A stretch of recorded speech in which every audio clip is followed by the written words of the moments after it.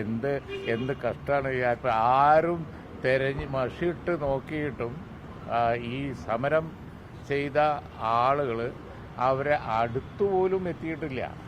മാത്രമല്ല അങ്ങനൊരു വിഷയം ഇല്ല. അപ്പോൾ ചാനലുകളിലൊക്കെ നിങ്ങൾ നോക്കിയാൽ കാണുമല്ലോ, എല്ലാവരും സാധാരണ ഈ കാര്യങ്ങളൊക്കെ പറയുമ്പോൾ അല്പം എന്താ പറയുക, പല വ്യൂ ഉണ്ടാവുമല്ലോ ചാനലുകൾക്കൊക്കെ. എല്ലാവരും ഐക്യകണ്ഠേന പറയുന്ന ഒരു കാര്യമുണ്ട്, ഈ സമരക്കാരെ അടുത്ത് പോലും എത്തിയിട്ടില്ല, സമരക്കാരൊന്നും ചെയ്തിട്ടുമില്ല എന്നുള്ളത്. അപ്പോൾ പിന്നെ ഈ ഒരു സംഭവമേ ഇല്ലാത്ത ഒരു സംഭവത്തിൻ്റെ പേരിലാണ് അതിനുശേഷം നടക്കുന്ന ഈ ബഹളങ്ങളൊക്കെ, അക്രമങ്ങളൊക്കെ.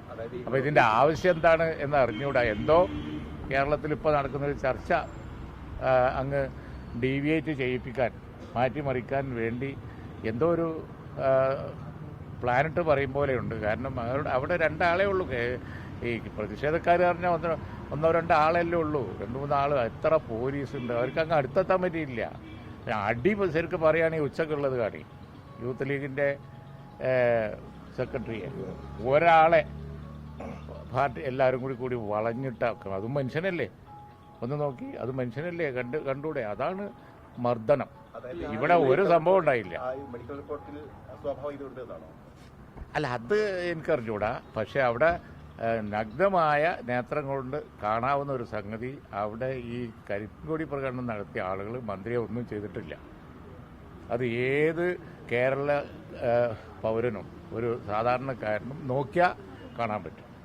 നിങ്ങളും പറയുന്നുണ്ടല്ലോ, ചാനലുകാരെല്ലാവരും പറയുന്നുണ്ട്, ഇതുവരെ നോക്കിയിട്ട് അങ്ങനെ ഒരു വിഷ്വലില്ല എന്ന് നിങ്ങളും പറയുന്നുണ്ട്. ഇല്ലാത്ത സംഭവത്തിന്റെ പേരിൽ ഒരു ചർച്ച ഉണ്ടാക്കുന്നത് എന്തിനാന്ന് അവരാണ് എക്സ്പ്ലെയിൻ ചെയ്യുന്നത്. ഈ ഒരു പ്രതിഷേധം അതിര് കിടക്കുന്നുണ്ടോ, അങ്ങനെ തോന്നുന്നുണ്ടോ? പ്രതിഷേധം അത് ഒരു ജനാധിപത്യപരമായ രീതിയിൽ നിന്ന് മാറുന്നുണ്ടോ എന്നുള്ള ചോദ്യം കൂടി വരുന്നുണ്ട്. ഏത് പ്രതിഷേധം? മന്ത്രി അല്ല, അത് പിന്നെ നിന്നോളും.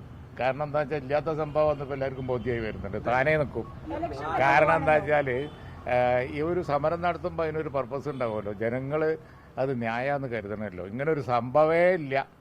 മന്ത്രിയാണ് പ്രകോപിതയായി അവിടെ പിന്നെ ഒരു ഷോമാരിയൊക്കെ കാണിക്കുന്നത് മന്ത്രിയാണ്. അല്ലാതെ ഈ പ്രവർത്തകരെ കാണാനേ ഇല്ലല്ലോ. അവർ വന്ന പാട് പോലീസ് പിടിച്ചുകൊണ്ടുപോയി.